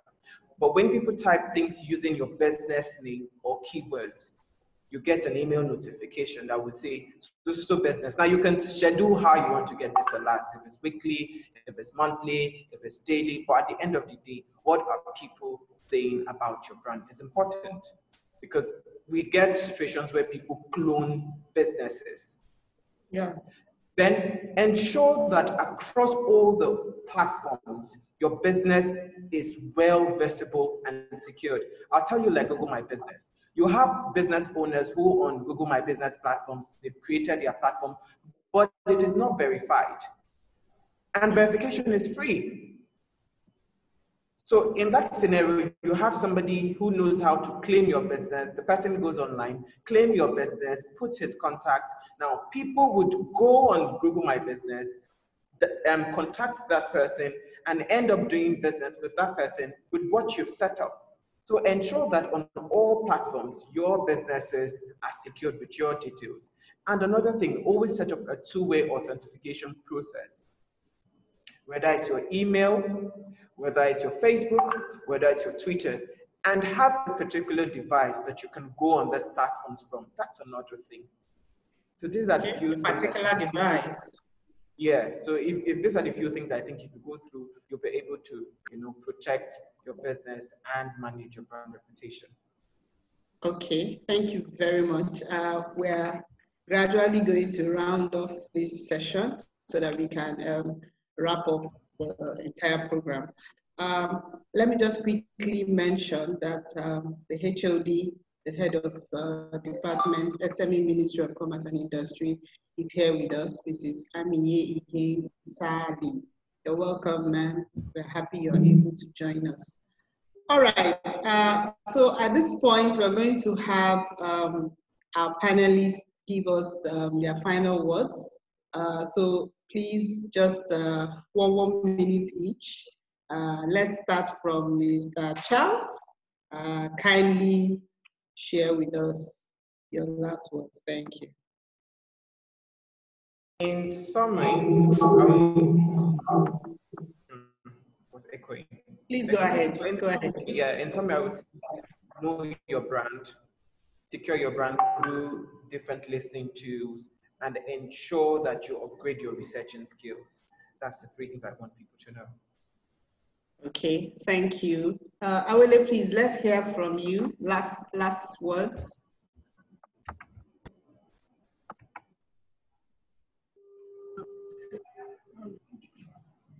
Oh, okay. So much has been said so far, and very obvious, obviously you need to upgrade your system to meet up with the present technology. You need to invest in technology. You need to invest in your staff. You need to invest in your business. You cannot leave your business unprotected. This is the part where it's important to emphasize that Buff & Company is here to help you to protect your business. We will help you to map out a well-detailed risk management plan as you leverage on technology. We'll look at your exposure as you make that move. We'll know what risks that you can conveniently retain and what must be transferred to an insurance company. I want to also thank Wider Perspective, Kachi. Thank you very much for this event. Thank you for this platform. And thank you very much for having me here. Thanks, Aweli. Thanks for all of your wealth of experience. We've learned a lot, and I'm sure that people who have come, who have participated, and even those who are joining us from Facebook will be reaching out to you. Okay, Mr. Bernie, your last words, please. Okay, thank you, everybody, and thank you for this program. Your last words for this program. Yeah. Okay. So my last word would be that as entrepreneurs, we should be reminded that entrepreneurs are people who see the future and prepare for it. Right now, the reality on ground is that Nigerians have become smart. So the market is going to change, and we have to start thinking about these things and prepare for them. Thank you. Thank you so much. Thank you so much, panel discussants. Very insightful, eye-opening information you've all shared here with us today. We can only take advantage. I mean, there's no other way to go about what we have heard today other than to maximize all of the opportunities that have been shared. Unfortunately, we lost Mr. Sao, and he's not back yet. Okay, Mr. Sao, are you back? Are you here? Please, your last words, please. Sorry. Oh, I'm so sorry. Okay. I'm sorry. So we lost you while we were talking, and please, just give us your last words, please. Yeah, just to let every one of us know that the much talked about future is here, and so we need to all bring ourselves. The change is, of course, obvious, and it's inevitable. For those of us that are entrepreneurs, this is what we are made for. So we need to rise up to the challenge and then ensure that we move with the tide of technology. Thank you, and God bless. Thank you very much. For those of us who are SMEs, this is what we are made for. I like that. So let's rise up to the challenge and then get our country going and moving forward. Now, quickly, we're going over to the open forum business clinic session. We had said before that we have the Bank of Industry here. I'm also aware that Mr. Obo from Nexim is also here, and he will be joining us in the conversation, very short conversation, and then we'll wrap up this event. But quickly, before we get into the business clinics for SME clinics we are going to have an evaluation of this event. Right now, would like you to please give us your feedback. If you're joining us on Facebook, please kindly drop your feedback on this event or your evaluation of this event in the comment section. We'll be glad to hear from you. We also want you to write your areas of improvement you feel that we should incorporate into this in our future events in the chat box here on Zoom, and also in the comment section on Facebook.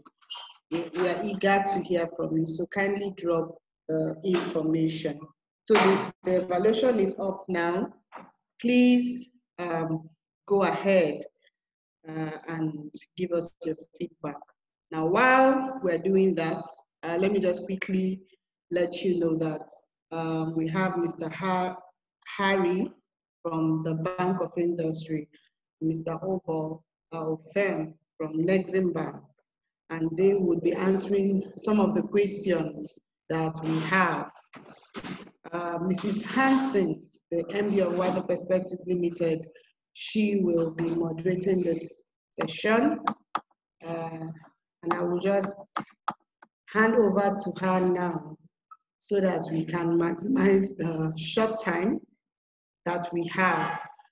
So Mrs. Hansen, please, let's begin.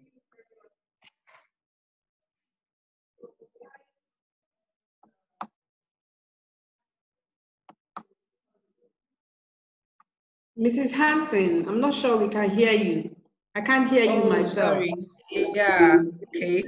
Sorry, my mic was still muted. Thank you very much, Oyukachi.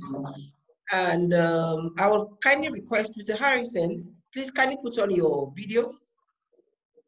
Then from Nexem, kindly put Mr. Obot on. So we quickly just run because we don't have time on our hands anymore.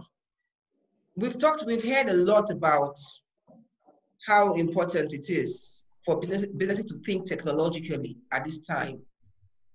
But funding is also a big challenge. Just with, like you also heard the app developer, the one that developed the video conferencing platform. So let's talk a little bit about funding before we wrap up. So Mr. Harrison, what sectors does BOI fund? What sectors does BOI fund? We're speaking to SMEs in diverse sectors, and all these SMEs can actually leverage technology to grow. So let's hear from you, Mr. Harrison. You can unmute. Yes, please. Good afternoon, everyone. First of all, thank you to Wider Perspective. We are more like one organization right now because we have been partners for a long time. Okay, what does BOI fund when it comes to technology? Technology is a wide field on its own.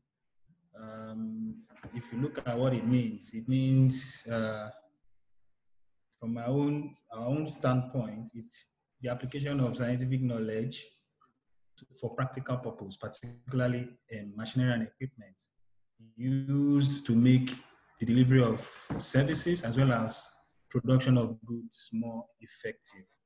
So in the aspect of technology, it depends. It could be the hardware, it could be software, it could be anywhere, right? But from our own end, we are looking at how to fund machinery and equipment that will make production or service delivery better. That means improved output, improved service delivery, at the same time making life easy for manufacturers. So technology is you as a person, as an industrialist or a producer, will try to see how you can improve on the turnaround time, reduce costs, at the same time make your output more, increase the capacity of your output so that you'll be able to meet the demands of your customers. So basically what BOI sponsors or finance when it comes to technology basically could be the financing of machinery and equipment, as well as every other utilities required to ensure you have better products, at the same time, better service delivery. Thank you. Okay, thank you. So production, equipment for production. But we know very importantly that, they will definitely use technology to assess markets for those products. Thank you very much, Mr. Harrison. So there's still a connect that BOI funds equipment, there's still a connect to technology. Now, Mr. Harrison, are there other ways BOI is supporting technological advancement? I watched on the TV some days back or some months back where the MD of BOI was launching a hub in Lagos. So are there ways BOI supports technological advancement for SMEs? Yes, Bank of Industry does CSR. We actually do CSR. I think last year we launched an ICT hub in Bayelsa. We're also in talks with other state governments also to launch ICT hubs in different parts of the country. You mentioned Lagos. Lagos was also part of what was launched last year. And I think there's one coming up very soon. I'll have to look inwards to know the exact time and the exact state that we're going to do that. But it's part of our CSR, not necessarily sponsoring a project that does that, but an ICT hub where we take full responsibility in financing from scratch to the very end. Like the one in Bayelsa is up and running currently. We even have a cyber desk that is in charge of setting up such projects across the nation. So we have that as our CSR. That on one side. We also do something related to ICT, when you talk of development of products or service delivery. Let me explain. Like in Port Harcourt, we have a project we just disbursed not long ago that is into something similar to Uber. Something similar to Uber. It's the name of the project is called Halify. They are into taxis. It's called what, please? So the Taxify? Halify. Halify. Not Taxify. Okay. Halify.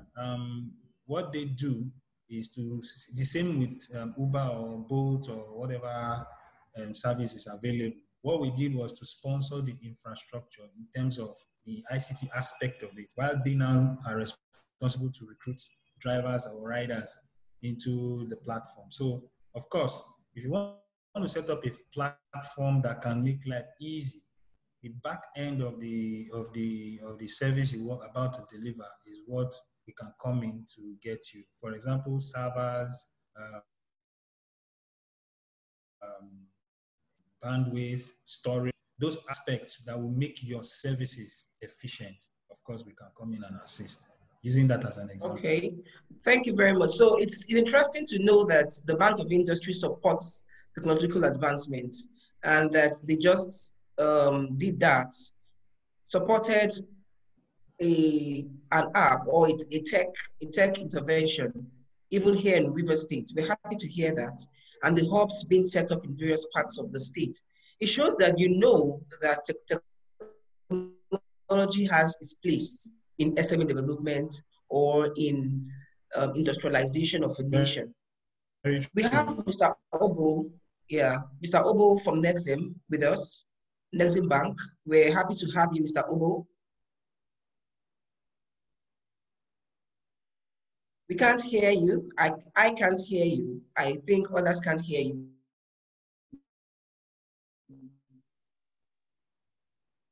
Uh-oh, no, I don't see your mouth moving. I know you're speaking, but I can't hear you. Okay, so while we sort that out, we'll just quickly go back to Mr. Harrison. So apart from, so what you do is to support, provide support, the support area of businesses where they need some technology support, give them that kind of support. What's your view on the emerging economy post-COVID? What's your view on the emerging economy post-COVID and your advice, you know, your emerging and existing businesses?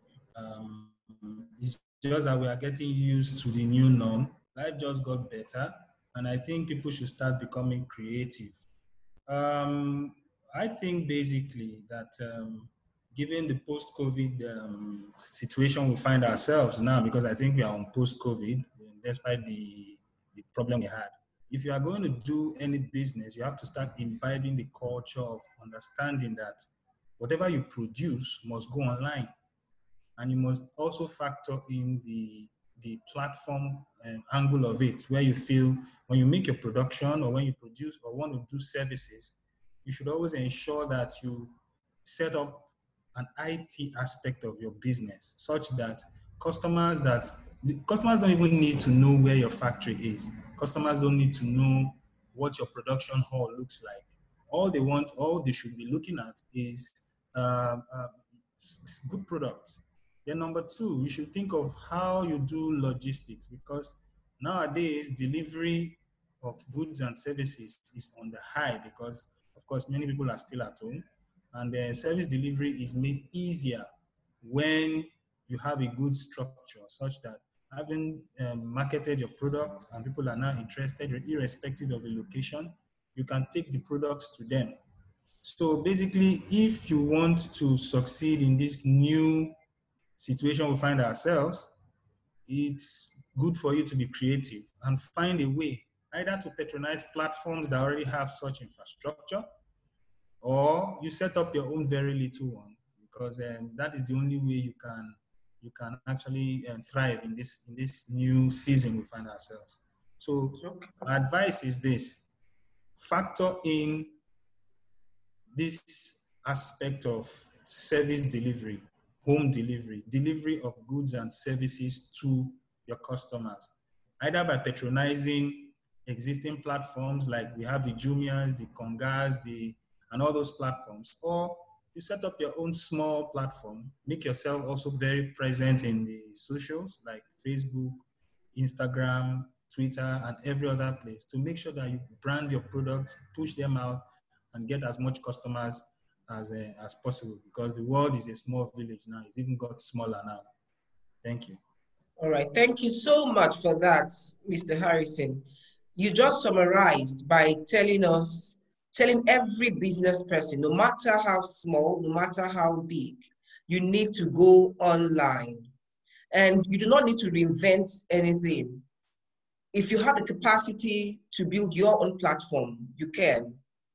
But there are existing platforms you can leverage on. The world has become so small, and no matter where you are, you can actually do business with the global community. And you have emphasized that very strongly.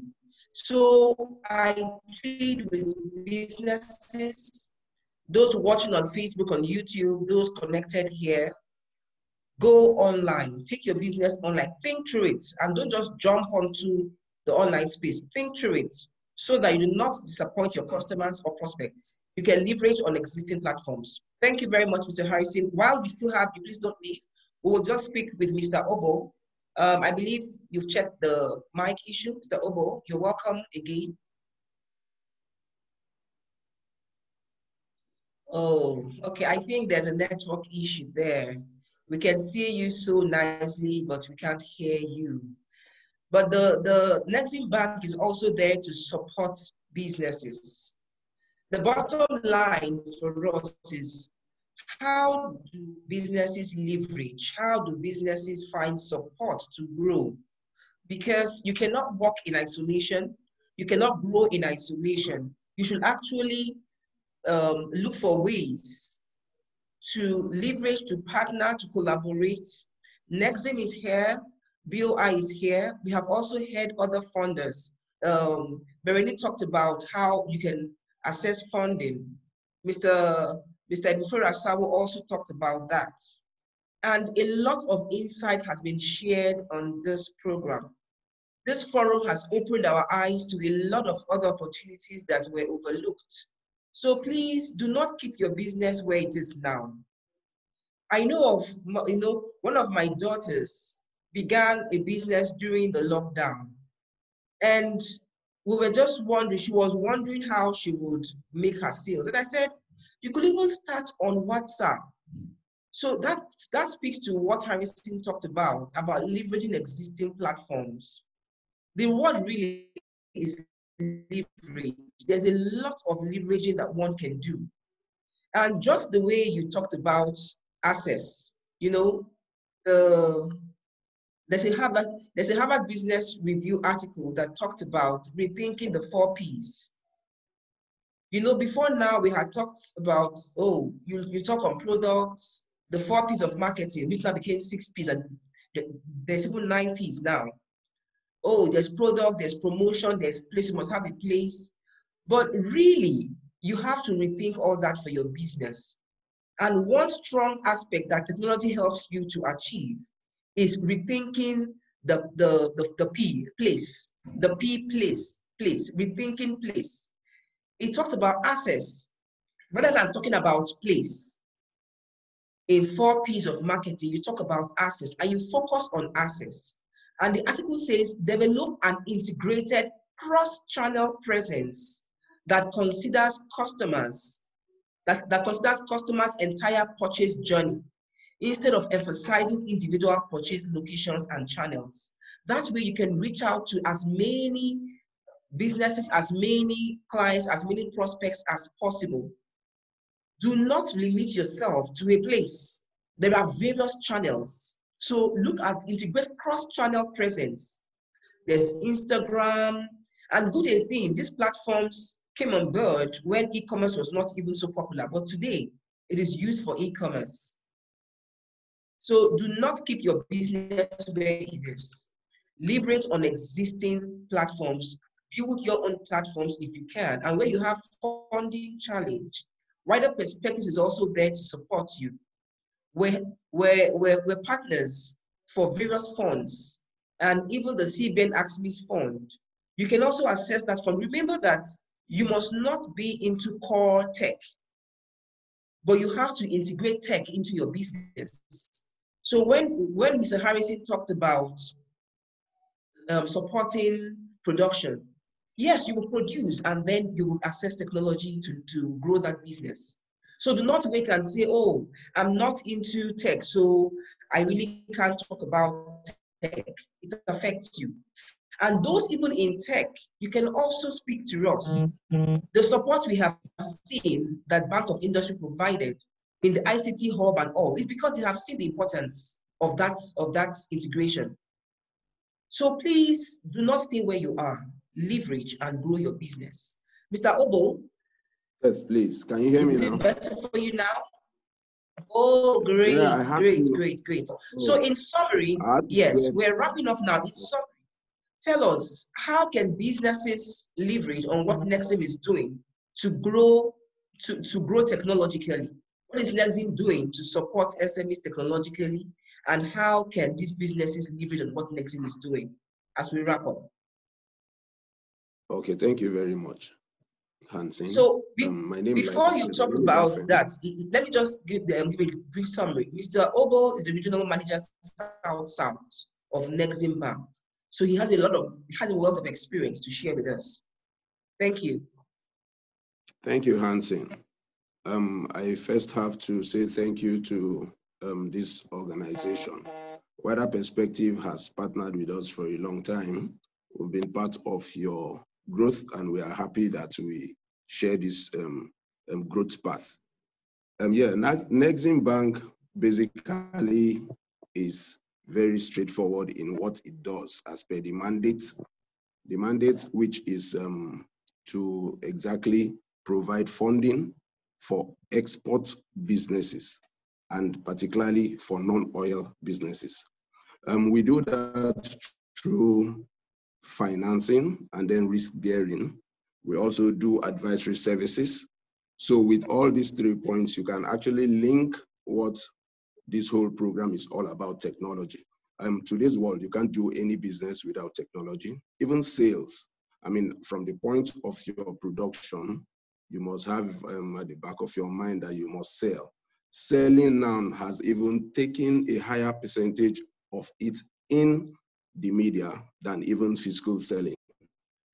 So with that, you know that technology has grown. And at that point, Mandate had to craft 2 new products that will be very accessible for especially those smaller parts of the production line. I'm referring to SMEs.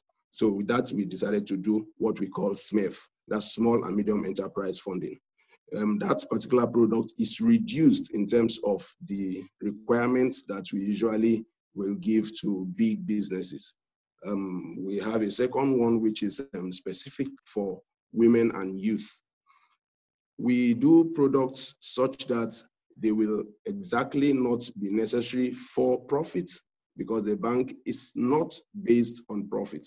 The bank is developed to affect businesses and develop and diversify the Nigerian economy, which has always been a mono economy to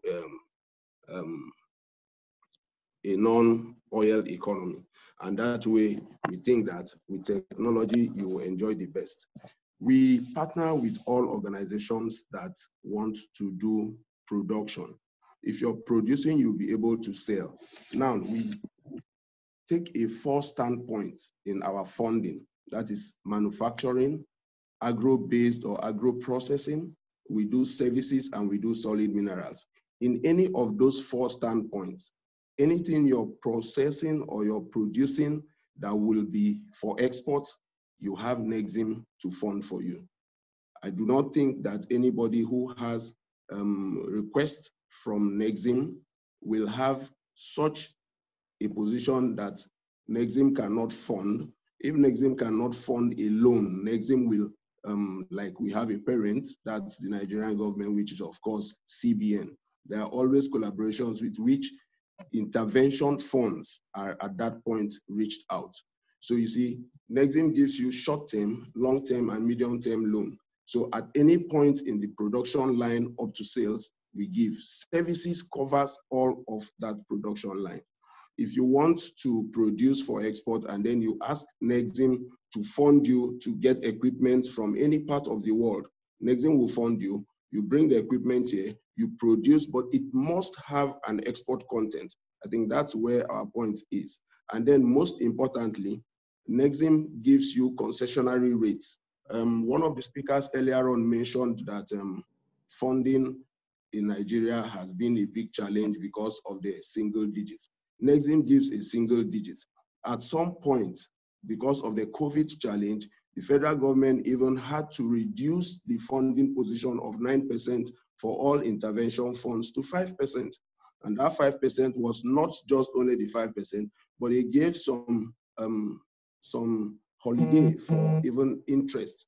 Because within that period, we believe that most of the businesses that are engaged in export do not have movement opportunities. So 3 months or 6 months, as the case may be, were given as interest holidays for them.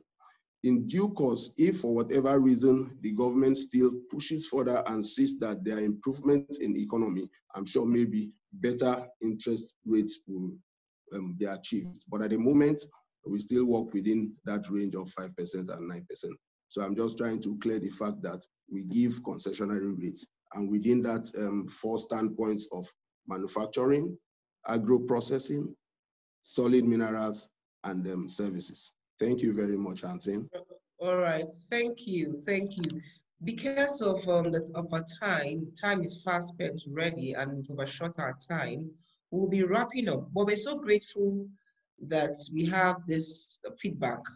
So we've clarified that there are also single digit funds, even the CPN AXMIS fund, the single digit. So we're happy that that clarification also came on board from Nexim. And you also emphasize on exports.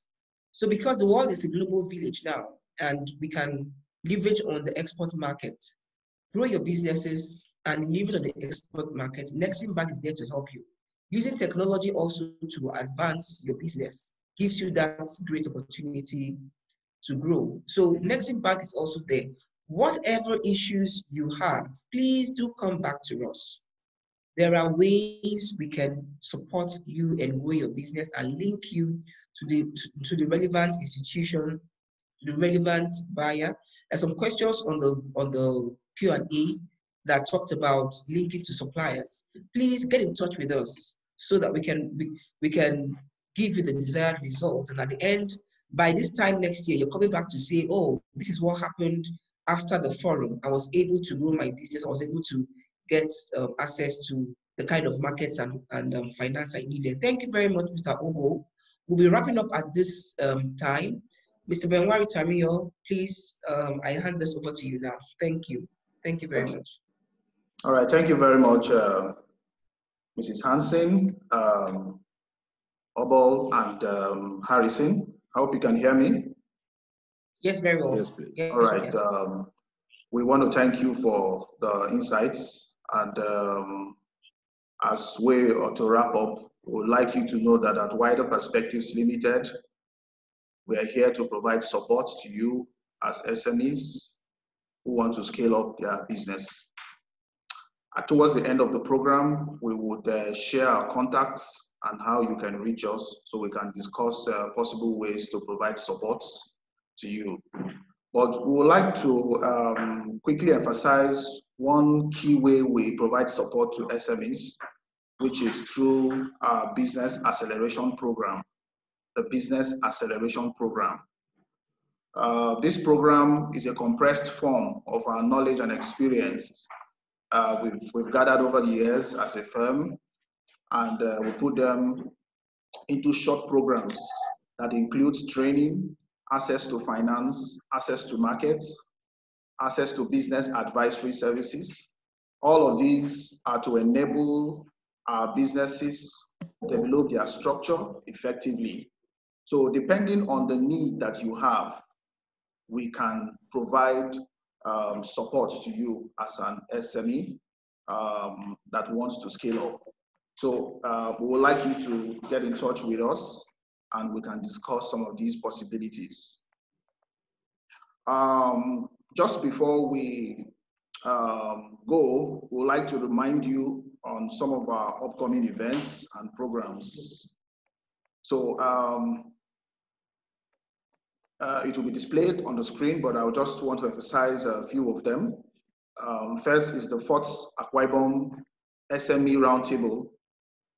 This program is coming up on the 29th of October 2020, and it's going to hold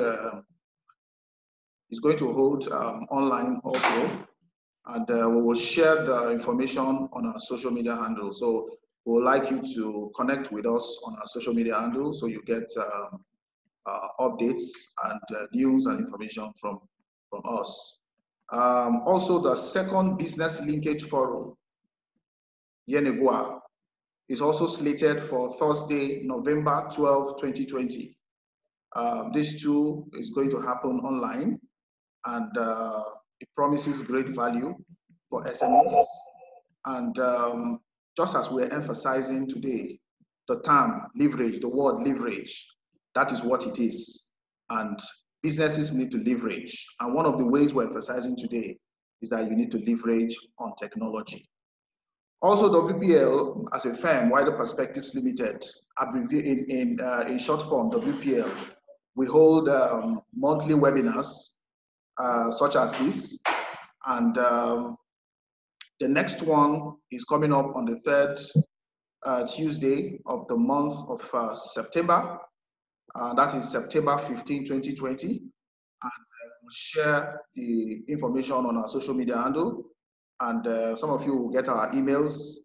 We'd like you to join us as we discuss on other important topics that will help us scale our businesses and drive success, especially in this time that we find ourselves. For partnerships, for adverts, for exhibitions in our upcoming conferences and programs, we would like you to reach us. Contact will be displayed on the screen, but if you can take notes of it, onyekachi@widerperspectivesltd.com.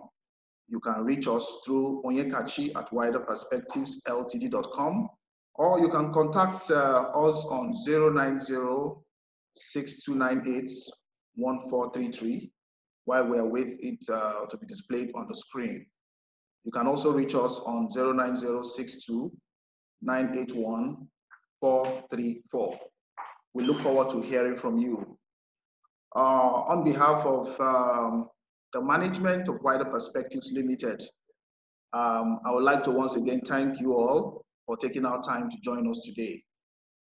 We also want to thank our partners, our sponsors, the speakers and panelists, and you, our esteemed participants, audience, for being here for us. We are really grateful. We would like to continue these conversations with you. So please try to reach us on contact as displayed on the screen. Follow us on our social media handles. That would also be displayed on the screen right now.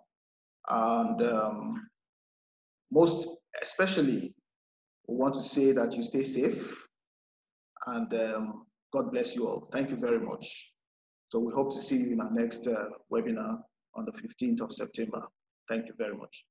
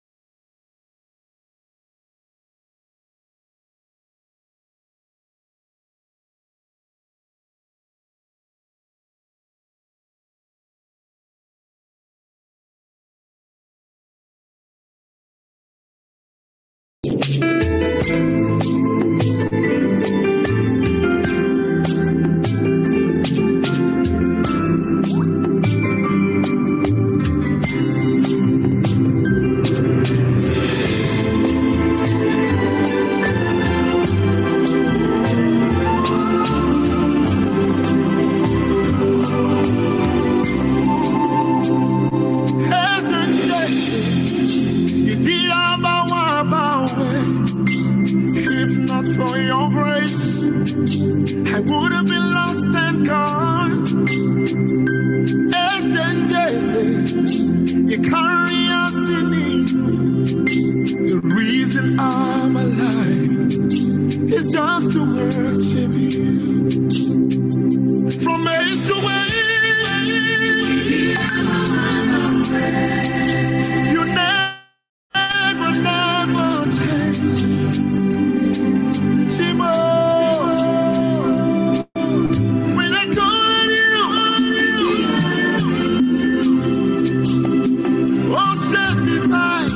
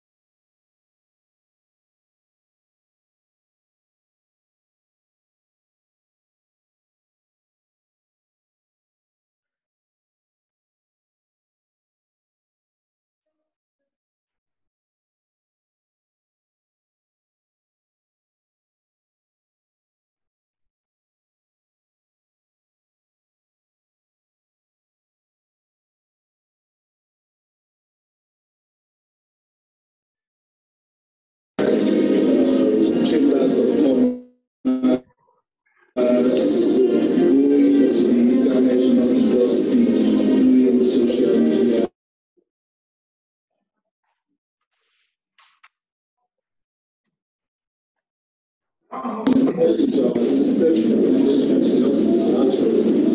Excuse ourselves. I guess while we were working this issue, and we presenting with us.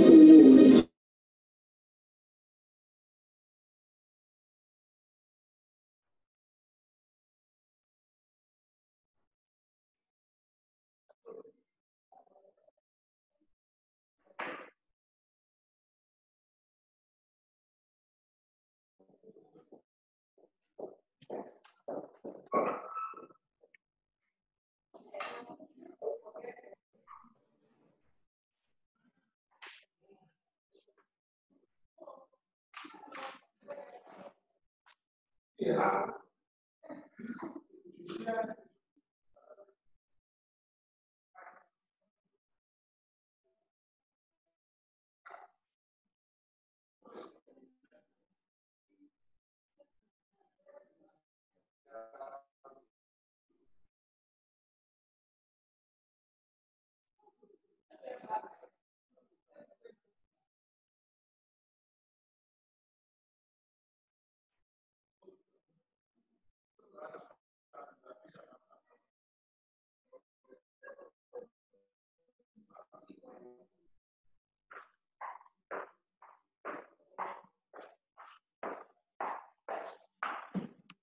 Is it paused? So it's like they left.